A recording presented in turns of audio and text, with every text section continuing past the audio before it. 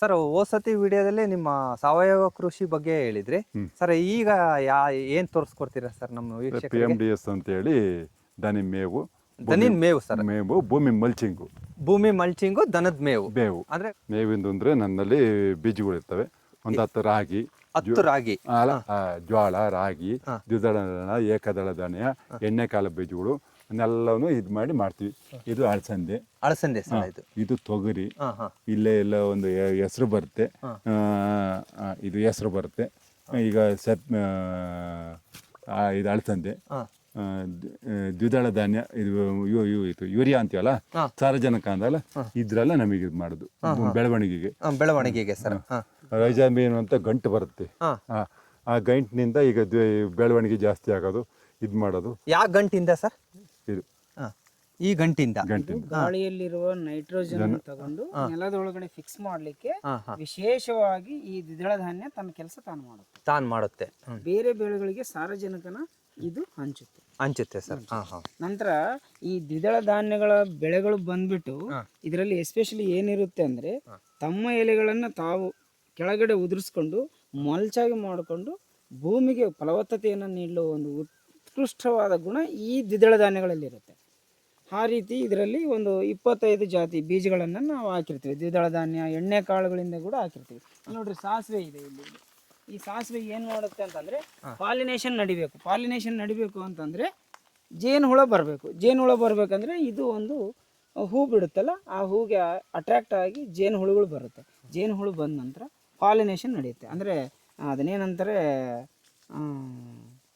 ಒಂಥರ ಈಗ ಪಾಲಿನೇಷನ್ ನಡಿಬೇಕಂತಂದರೆ ಗಿಡ ಹೂವಾಗಿ ಕಾಯಾಗಿ ಆಗ್ಬೇಕಂತಂದ್ರೆ ಅದಕ್ಕೆ ಪರಾಗ ಸಂಪರ್ಕಕ್ಕೋಸ್ಕರ ಈ ಎಣ್ಣೆ ಕಾಳುಗಳಲ್ಲಿ ಇರುತ್ತೆ. ಈ ಎಣ್ಣೆ ಕಾಳಲ್ಲಿ ಅವು ಬರುತ್ತೆ. ಕಾಯಿಗಳ ಮೇಲೆ ಹೂ ಬಿಡೋ ಗಿಡಗಳ ಮೇಲೆನೆ ಜಾಸ್ತಿ ಜೇನುಹುಳ ಬರುತ್ತೆ. ಇದು ಹಳದಿ ಹೂ ಬರುತ್ತೆ. ಇದು ಹಳದಿ ಹೂ ಬರೋದ್ರಿಂದ ದುಂಬಿಗಳಾಗ್ಲಿ, ಜೇನು ಹುಳುಗಳಾಗ್ಲಿ, ಯಾವ್ದೇ ಊರುಗಳು ಇದ್ರ ಮೇಲೆ ಇದು ಮಾಡ್ತವೆ, ಅಟ್ಯಾಕ್ ಮಾಡ್ತವೆ. ಕ್ರಿಯೆ ನಡಿಬೇಕು ಅಂತಂದ್ರೆ ಜೇನುಹುಳ ಕಂಪಲ್ಸರಿ ಇರಬೇಕು. ಜೇನುಹುಳ ಅನ್ನೋದು ರೈತನಿಗೆ ಮಿತ್ರರು. ಎಂಥ ಸ್ನೇಹ ಅಂತಂದ್ರೆ ಅದು ಹೇಳಲಿಕ್ಕೆ ಅಸಾಧ್ಯ. ಅಂತಹ ಮಿತ್ರತ್ವ ನಮಗೆ ಮತ್ತು ಜೇನುಹುಳುಗಳಿಗಿರುತ್ತೆ. ಸರ್, ಇದು ಹೆಚ್ಚಾಗಿ ನೀವು ಮನೆಗೆ ಕಾಳನ್ನ ಮಾಡ್ಕೊಂತೀರಾ ಅಥವಾ ದನ ಕರುಗಳಿಗೆ ಇದನ್ನ ಕಟ್ ಮಾಡಾಕ್ತೀರಾ? ಈಗ ಅಂತವಾಗಿ ಜಾಸ್ತಿ ಬೆಳೆದ್ರೆ ದನ ಕರಿ ಬೆಳ್ಕೊಂತೀವಿ. ಈಗ ಮಳೆ ಅಭಾವ ಇರೋದ್ರಿಂದ ಸ್ವಲ್ಪ ಬೆಳವಣಿಗೆ ಕುಂಠಿತವಾಗಿತ್ತು. ಇದು ಏನೋ 2 ಅದ ಮಳೆ ನಮ್ಮ ಬಿತ್ತಾಗಿಂದಲೂ ಬಂದಿದ್ರೆ ನನ್ನ ಹತ್ರಕ್ಕೆ ಬೆಳೆಯೋದು ಬೇಡ, ಒಂದು 5 ಅಡಿ 4 ಅಡಿನಾರ ಬೆಳೆಯೋದು. ಅವೆಲ್ಲವೂ ಇದಾದಾಗ ನಾನು ಎಷ್ಟು ಅಂತ ಕೊಯ್ಯೋಕ್ಕಾಗತ್ತೆ ಹೇಳ್ರಿ? ದನಿಗೆ ಹಾಕ್ತೀವಿ, ಭೂಮಿಗೆ ಒತ್ತಿಗೆ ಹಾಕಂತ ಭೂಮಿಗೆ ಒತ್ತಿಗೆ ಆಗುತ್ತೆ. ಆವಾಗ ಉಳ್ದದ್ದ ಈ ಕಾಳಾಗಂಥ ಕಾಳನ್ನು ಇದು ಮಾಡ್ಕೊತೀವಿ. ಭೂಮಿಯಲ್ಲೇ ಬಿಟ್ಟು ನಾನು ಉತ್ಕೃಷ್ಟವಾಗಿ ಗೊಬ್ಬರ ಮಾಡ್ಕೊತೀನಿ. ಯಾವುದೇ ಒಂದೇ ಒಂದು ಅನುಕೂಲಕ್ಕೋಸ್ಕರ ಇದನ್ನ ಹಾಕಿಲ್ಲ? ಇಲ್ಲ, ಒಂದು ಅನುಕೂಲಕ್ಕೋಸ್ಕರ ಹಾಕಿಲ್ಲ.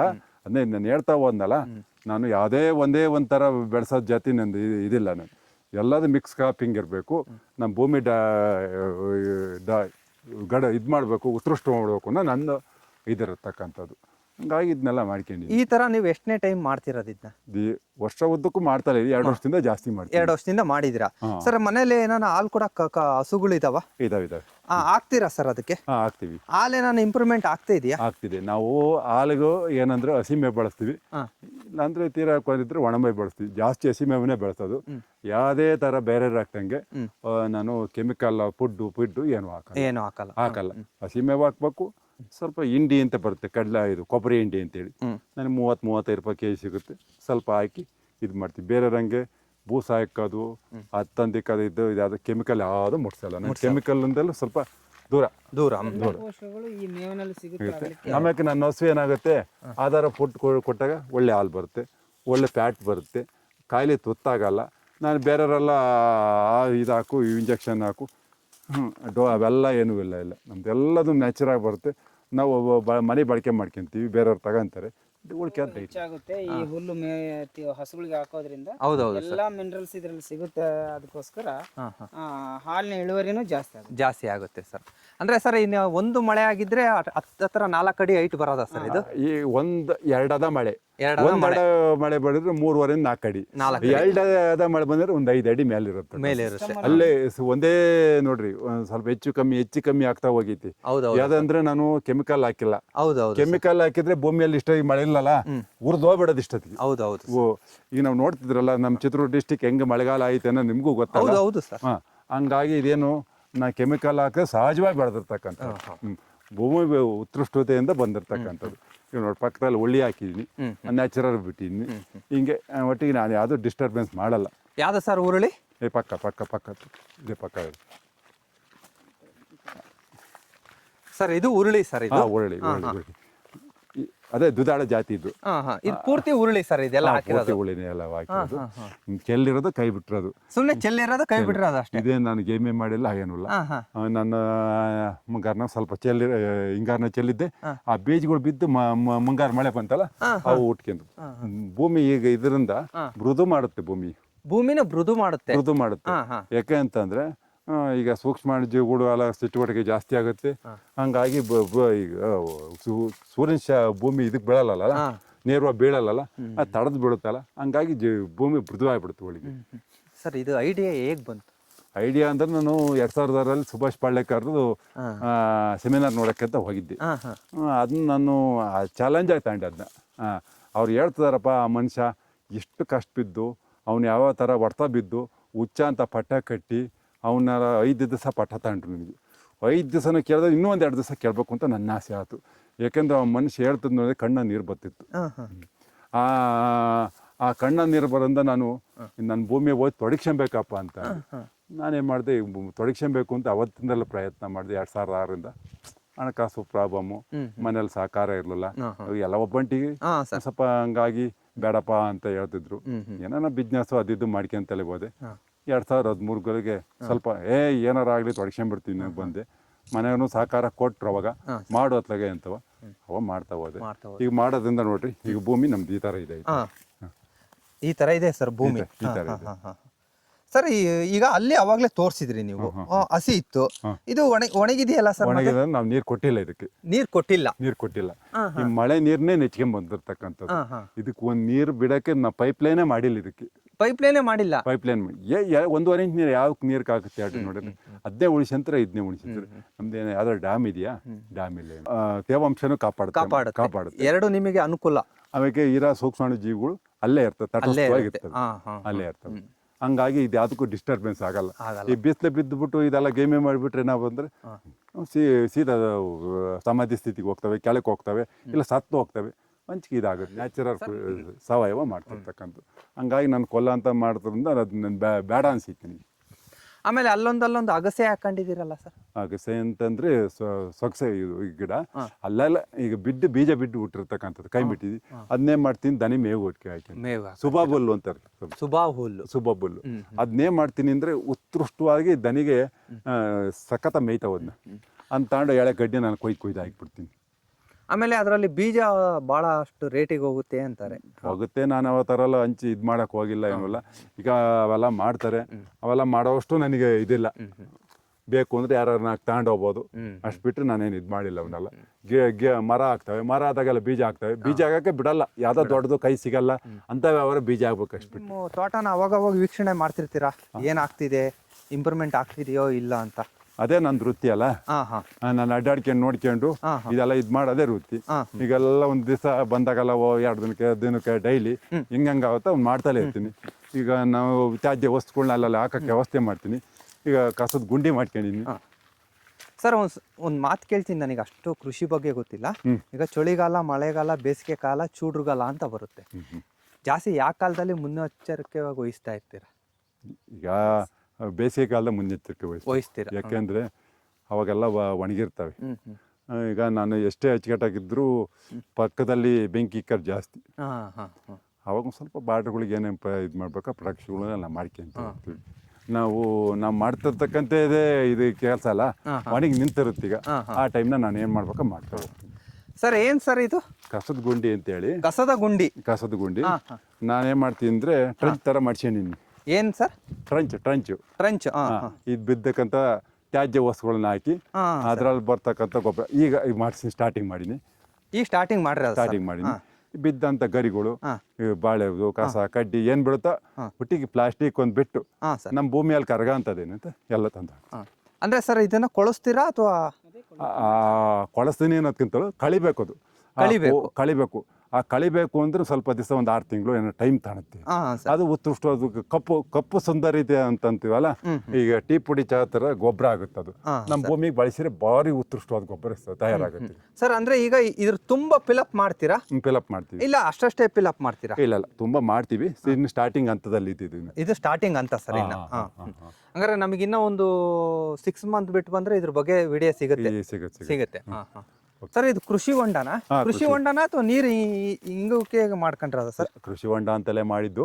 ನೋಡಿದ್ನಲ್ಲ ಈಗ ನವೆಂಬರ್ ತಿಂಗಳ ಮಳೆ ಬರ್ತಕ್ಕಂಥದ್ದು. ಮುಂಗಾರಿನಲ್ಲಿ ಒಂದ್ 2-3 ಹದ ಮಳೆ ಬಂತು. ಅದ್ ಮಳೆ ಅಂದ್ರೆ ಯಾವ ರೀತಿ ಅಂತಂದ್ರೆ ಭೂಮಿ ನೆಂದು ಅಷ್ಟೇ ಇದಾದ್ಬಿಟ್ರೆ ಯಾವ್ದು ನೀರು ಹರಿಯಂತ ಮಳೆಗಳು ಬಂದಿಲ್ಲ. ಈ ಕೃಷಿ ಹೊಂಡನೇ ಹೇಳುತ್ತೆ ನೋಡಿ ಅಂತಂದ್ರೆ. ಹಂಗೇನ ನೀರಿದ್ರೆ ಈ ಕೃಷಿ ಹೊಂಡದ ನೀರು ಇರ್ಬೇಕಾಯ್ತು. ಈ ತರ ನಮ್ ನೀರಾವರಿ ವ್ಯವಸ್ಥೆ ಇರ್ತಕ್ಕಂಥದ್ದು ಅದು ಸ್ವಾಭಾವಿಕವಾಗಿ ನಾವೇ ಮಾಡಿಕೊಂಡಿರ್ತಕ್ಕಂಥದ್ದು ಸರ್. ಆಮೇಲೆ ಈ ಕೃಷಿ ಹೊಂಡ ನೀವು ಇಲ್ಲೇ ಮಾಡಿಸಿರೋದಕ್ಕೆ ನಿಮ್ಮ ಜಮೀನು ಈ ಭಾಗದಲ್ಲಿ ವಾಟ ಇದೆಯಾ ಸರ್? ಅಂದ್ರೆ ಮಳೆ ನೀರು ಇಲ್ಲಿಗೆ ಹರಿತತ? ಅಂದ್ರೆ ಇತ್ಲಿಂದ ಡೌನ್ ಬರುತ್ತಲ್ಲ, ಜೋಪ್ ಬರುತ್ತೆ. ನಾವು ಯಾವುದೇ ತರದ ಹೊರಗಡೆಯಿಂದ ನೀರು ಬರಲ್ಲ ನಮಗೆ. ಅಂದ ಜಾಸ್ತಿ ಆಗಿದ್ ನೀರು ಜೋಪಿನ ನೀರಿಗೆ ತುಂಬ್ಕೊಳುತ್ತೆ. ಅಂದ್ರೆ ಈಗ ಸದ್ಯದಾಗಿ ಹೋದ ವರ್ಷನೂ ತುಂಬಿಲ್ಲ, ಈ ವರ್ಷನೂ ತುಂಬಿಲ್ಲ. ಒಟ್ಟಾರೆ ಮಳೆ ಅಭಾವದಿಂದ ತುಂಬಿಲ್ಲ. ಸರ್ ಅಲ್ಲೇನೋ ಒಂದು ಫ್ಯಾಕ್ಟ್ರಿ ಇದೆ ಸರ್? ಸಿಮೆಂಟ್ ಫ್ಯಾಕ್ಟ್ರಿ ಅಂತ. ಸಿಮೆಂಟ್ ಫ್ಯಾಕ್ಟ್ರಿ ಸರ್ ಅದು? ಸರ್ ಅದರಿಂದ ಮತ್ತೇನು ನಿಮಗೆ ತೊಂದರೆ ಆಗ್ತಿಲ್ಲ? ತೊಂದ್ರೆನೂ ಚೆನ್ನಾಗೆ ತೊಂದರೆ ಆಗಿತ್ತೆ. ಅದ್ರ ಮಧ್ಯದಾಗೂ ನಾ ಮಾಡ್ತಿದ್ದೀನಿ. ಅವ್ರ ಕಷ್ಟ ಸುಖ ಹೇಳ್ಕೊಂಡೆ ನಾನು, ಹಿಂಗ್ ಮಾಡ್ಬೇಡ್ರಿ ಇಷ್ಟೆಲ್ಲ ಆಗ್ತೈತೆ ಅಂತ. ಅವ್ರು ಕೇಳೋ ಮೂಮೆಂಟ್ನಾಗ ಇಲ್ಲ ಅವರು. ಅದಾದ ರೀತಿ ಅವ್ರಿಗೆಲ್ಲ ದೊಡ್ಡ ಇದರಿಂದ ನಾವ್ ಎಷ್ಟ್ ಹೇಳಿರು ಪರಿಸರ ಉಳ್ಸೋ ಅಂತ ಕೆಲಸ ಮಾಡ್ತಿಲ್ಲ. ನನಗೆ ತೊಂದರೆ ಕಡಿಮೆ ಅಂತ ಕಾಣೋದಿಲ್ಲ.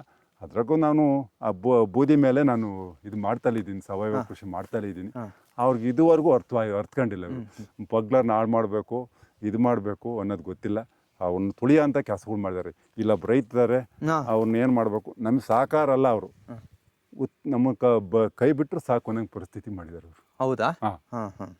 ಅಂದ್ರೆ ಏನು ಸ್ಪಂದಿಸ್ತಿಲ್ಲ ನಿಮ್ಮ ಸ್ಟ್ರೈಕ್ಗಳಿಗೆ? ಏನು ಇಲ್ಲ ಸರ್ ಸ್ಪಂದಿಸೋದಿರ್ಲಿ, ನಮ್ಗೇನು ಈಗ ನೀವು ಈ ತರ ಮಾಡ್ತಿರಲ್ಪ ನಾವು ಕೇಳಿಕೆನಕ್ ಹೋದ್ರೆ ಅಲ್ಲಿ ವಾಚ್ಮ್ಯಾನ್ ಬಿಡೋದು, ಅಲ್ಲೇ ಮಾತಾಡ್ಸೋದು ಕಳ್ಸೋದು, ಅವ್ರಿಲ್ಲ ಇವ್ರಿಲ್ಲ, ಇವ್ರಿದ್ದಾರೆ ಅವ್ರಿದ್ದಾರೆ ಅಷ್ಟು ಬಿಟ್ರೆ ನಮ್ಮ ಭೂಮಿ ಬಂದು ನೋಡಿದೆ, ಇಲ್ಲೊಂದು ನೈಸರ್ಗಿಕ ಕೃಷಿ ಮಾಡ್ತಾರೆ, ಸಾವಯವ ಕೃಷಿ ಮಾಡಿದ್ದಾರೆ, ರೈತರುಗಳಿಗೆ ಸಹಕಾರ ಮಾಡಬೇಕು, ಯಾವುದೇ ಥರ ಇದಿಲ್ಲ. ಸುಮ್ಮನೆ ಹೇಳ್ಕೊಳಕ್ ಅಷ್ಟೇ, ಅದು ಹೇಳ್ಕೊಳಕ್ ಅದು ಒಂದು ಇದು ಮಾಡ್ಕೊಂಡು. ನಮ್ಮಲ್ಲಿ ಒಂದು ಸಿಮೆಂಟ್ ಫ್ಯಾಕ್ಟ್ರಿ ಐತ್ ಕಣಪ್ಪ ದೊಡ್ಡದೊಂದು ಹೇಳ್ಕೊಂಬೋದು, ಅಷ್ಟು ಬಿಟ್ರೆ ಅವರಿಂದ ಯಾವುದೇ ಥರದ ಇದಿಲ್ಲ ನಮಗೆ. ಅಂದ್ರೆ ಸರ್ ಇಲ್ಲಿ ನೀವು ಮಾಡೋ ಸಾವಯವ ಕೃಷಿಗೆಲ್ಲ ಬಹಳ ತೊಂದರೆ ಆಗುತ್ತೆ. ಅದ್ರ ಧೂಳು ಎಲ್ಲ ಬಂದು ಇಲ್ಲಿ ನಿಮ್ ಗಿಡದ ಮೇಲೆ ಕುಂತ್ಕೊಳತ್ತೆ. ಅದ್ರಾಗಲ್ಲ ಅದನ್ನ ನಾವು ಮೆಟ್ಟಿ ಮಾಡ್ತಿರ್ತಕ್ಕಂಥದ್ದು, ಅದನ್ನು ಮೆಟ್ಟಿ ಮಾಡ್ತಿರ್ತಕ್ಕ. ಅದಿಲ್ಲಲೇ ಇದ್ರೆ ನಾನು ಎಂದೋ ಇದಾಗ್ತಿದ್ದೆ, ಹೈಲೈಟ್ ಆಗಿ ಹೋಗ್ತಿದ್ದೆ, ನನ್ನ ಭೂಮಿನೇ ಚೇಂಜ್ ಆಗಿ ಹೋಗ್ತಿತ್ತು. ಈಗ 1980ನೇ ಸಾಲಿಂದಲೂ ಸ್ಟಾರ್ಟ್ ಆಗ್ತಕ್ಕಂಥದ್ದು. ಇವರು 2000ನೇ ಇಸ್ವಿ ರಾಮ್ಕೋ ಅಂತ ಬಂದರು. ಮುಂಚೆಲಿ ಕರ್ನಾಟಕ ಫ್ಯಾಕ್ಟ್ರಿ ಇತ್ತು, ಇವ್ರು ತಗೊಂಡ್ರು. ಅವ್ರು ಬಂದ್ಮೇಲೆ ಇವರು ಮನುಷ್ಯರೇ ಅಲ್ಲ ಅಂತ ತೆಕ್ಕೊಂಡ್ಬಿಟ್ಟಾರೆ ಕರ್ನಾಟಕದವ್ರು. ಮನುಷ್ಯರೇ ಅಲ್ಲ, ಇವ್ರೇನು ಮೃಗಗಳು ಒಂದು ರೀತಿಯಲ್ಲಿ ಯಾರು ಆ ಟೈಮಿಗೆ ಯಾರನ್ನು ಬೇಕಾ ಭೇಟಿ ಮಾಡ್ಕೊಂಡು ಅವ್ರನ್ನ ಬಾಲ್ ಹಿಡ್ಕೊಂಡು ಓಡಾಡ್ತಾರೆ. ಬಿಟ್ರೆ ಅವ್ರಿಗೆ ಸ್ಥಳೀಯ ರೈತರಿದ್ದಾರೆ ಅನ್ನೋದೇ ಗೊತ್ತಿಲ್ಲ ಅನ್ಸುತ್ತೆ. ಆ ರೀತಿ ಮೇಂಟೆನೆನ್ಸ್ ಮಾಡ್ಕೊಂತ ಹೋಗ್ತಾರೆ ಸರ್. ಆಮೇಲೆ ಅವಾಗಲೇ ಇದನ್ನ ಹೇಳ್ತಿದ್ರಿ ನೀವು, ನಿಮ್ಮ ಕೃಷಿದು ಮೀಟಿಂಗ್ ಹೋಗಿದ್ದೆ ನಾನು, ಅಲ್ಲಿ 3 ದಿವಸ ಕೇಳಿದೆ, 4 ದಿವಸ, ಅದನ್ನ ಅರ್ಧಕ್ಕೆ ಆಯ್ತು. ಅದ್ರ ಇನ್ನು ಸ್ವಲ್ಪ ಕಂಟಿನ್ಯೂ ಮಾಡ್ತೀರಾ? ಅದೇ ಸುಭಾಷ್ ಪಾಳ್ಯಕಾರ್ದು 5 ದಿವಸ 2006ರಲ್ಲಿ ನಡೀತು. ಅಲ್ಲಿಂದಲೇ ನಾನು ಸ್ವಲ್ಪ ಜವಾಬ್ದಾರಿನಲ್ಲಿ ನನಗೆ ಬಂತು. ಜವಾಬ್ದಾರಿನಾದ್ ಬಂದ್ರು ಸ್ವಲ್ಪ ತೊಡಕ್ಷಣಕ್ ಆಗ್ಲಿಲ್ಲ. ಅದನ್ನಂತೂ ನಾನು ಮರ್ತಿರಲ್ಲ. ಆ ಮನುಷ್ಯ ಹೇಳ್ತಾ ಹೋಗ್ತಿದ್ರಲ್ಲ, ನಾನು ನಿಜವಾದ ಕಣ್ಣೀರು ಹಾಕಿದ್ದೀನಿ ಅವತ್ತು. ಇಂಥವನ್ನೆಲ್ಲ ಕಷ್ಟ ಮೆಟ್ಟು ರೈತರಿಗೋಸ್ಕರ ಈ ಥರ ಸಹಕಾರ ಮಾಡಕ್ ಕೊಟ್ಟಿದ್ದಲ್ಲ, ನಾವು ಏನಾರ ಮಾಡಿ ಇದು ಮಾಡಬೇಕು. ಇಷ್ಟೊಂದು ಭೂಮಿಗೆ ಬೆಂಕಿ ಇಕ್ತೀವಿ, ಕೆಮಿಕಲ್ ಹಾಕ್ಬೇಡ್ರಿ, ಭೂಮಿ ಬೆಂಕಿ ಇಕ್ಬೇಡ್ರಿ, ಇದನ್ನ ಬಳಸ್ಯಾಡ್ರಿ, ಈ ಥರ ಮಾಡ್ರಿ, ಜೀವಾಮೃತ ಮಾಡ್ರಿ, ಘನಜೀವಾಮೃತ ಮಾಡಿ, ನೈಸರ್ಗಿಕವಾಗಿ ನೀಮಾಸ್ತ್ರ ಬ್ರಹ್ಮಾಸ್ತ್ರ ಇದನ್ನೆಲ್ಲ ಮಾಡ್ಕಿ ನ್ಯಾಚುರಲ್ ಫಾರ್ಮಿಂಗ್ ಮಾಡ್ರಿ ಅಂತ ಹೇಳ್ತಾ ಹೋಗ್ತಾರಲ್ಲ, ಆವಾಗ ಹಂಗಂದ್ಕೊಂಡೆ ಏನಾರ ಮಾಡಿ ಆ ಪದ್ಧತಿಯಲ್ಲೇ ನಾನು ಮಾಡಬೇಕು ಅಂತ ಅವತ್ತಿಂದಲೇ ನಾನು ಆಟ ತೊಟ್ಟಿ.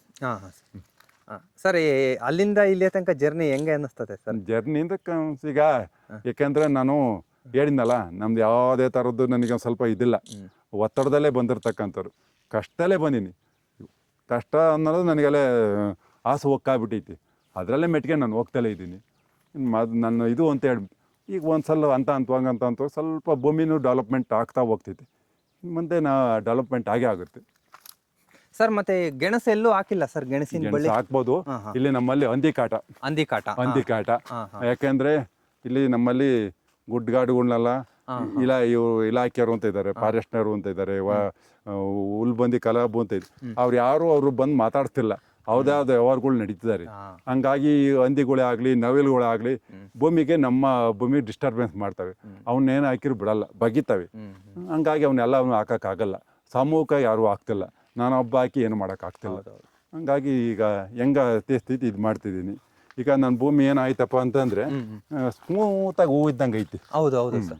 ಈಗ ನೋಡ್ತೀವಿ ಈಗ ಬೇರೆಯವರೆಲ್ಲ ಹೋದ್ರೆ ಒಂಥರ ಬಂಡಿಗಲ್ಲಿ ಮೇಲೆ ಇದ್ದಂಗೆ ಐತಿ. ಹೌದು ಕರೆಕ್ಟ್ ಸರ್. ಯಾಕೆಂದ್ರೆ ನಾನು ನ್ಯಾಚುರಲ್ ಫಾರ್ಮಿಂಗ್ ಮಾಡಿಂದ ನಾನು ನನ್ನ ಇದರಿಂದ ಹೇಳ್ತಿರೋದು. ಈಗ ನಿಮ್ದು ಇಷ್ಟು ಸ್ಮೂತ್ ಆಗಕ್ಕೆ ಅದೇ ನಮ್ಮ ಸಾವಯವ ಕೃಷಿ. ನನ್ನ ಭೂಮಿ ಮಳೆ ಬಂತು, ನೀರು ಬಂತು ಅಂದ್ರೆ ಹೊರಗಡೆ ಬಿಡಲ್ಲ ನಂದು. ಇದೇನಾಗುತ್ತೆ, ನನಗೆ ಏಮೆ ಮಾಡ್ಕೊಂತು ಇದು ಮಾಡ್ಕೊಂತ ಹೋದ್ರೆ ಆ ಮಣ್ಣು ಎಳ್ಕೊಂಡು ಹೋಗುತ್ತೆ, ಆ ಮೆಗಳದ ಅಂಶ ಎಲ್ಲ ಹೋಗುತ್ತೆ. ಅಂದ್ರೆ ನೀವು ಟ್ಯಾಕ್ಟ್ರಿ ಕಟ್ಟಿ ಯಾವತ್ತೂ ಓಡಿಸಲ್ಲ. ಅನಿರೀಕ್ಷಿತ.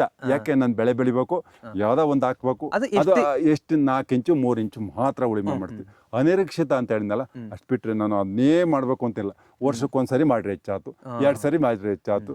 ಆಮೇಲೆ ಆ ಭೂಮಿಯಲ್ಲಿ ನಮ್ಮ ಎಷ್ಟು ನೀರು ಮಳೆ ಬಂದ್ರು ನಾನು ಹೊರಗಡೆ ಬಿಡಲ್ಲ, ನೀರು ಬಿಡಲ್ಲ.